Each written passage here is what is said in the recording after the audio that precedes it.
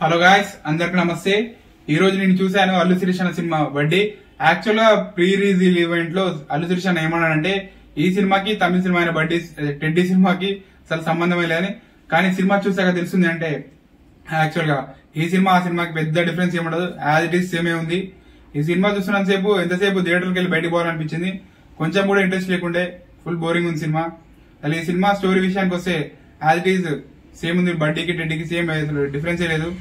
ఈ సినిమాలో స్టోరీ విషయానికి వస్తే సేమ్ అదే విలన్ ఇల్లీగల్ గా బాడీ ఆర్గన్స్ ని వేరే వాళ్ళకి అమ్ముతుంటాడు. సో అలానే హీరోయిన్ ఆర్గన్ కూడా చేయాలనుకుంటాడు, కాకపోతే అప్పుడు హీరో అడ్డు వచ్చి ఎలా అడ్డుకున్నాడు అనేది మిగతా స్టోరీ. సో ఈ సినిమా పాజిటివ్ విషయానికి వస్తే అసలు ఈ సినిమాలో ఒక్కటి కూడా పాజిటివ్ లేదు. నెగిటివ్స్ విషయానికి వస్తే గుంపగుత్తగా ఉన్నాయి. ఈ సినిమాలో అసలు మెయిన్ నెగిటివ్స్ ఏంటంటే direction, screen play, BGM, music, songs ఇవన్నీ నెగిటివ్సే. సినిమా అసలు సెట్ కాలేదు. నేను ఈ సినిమాకి ఇచ్చే రేటింగ్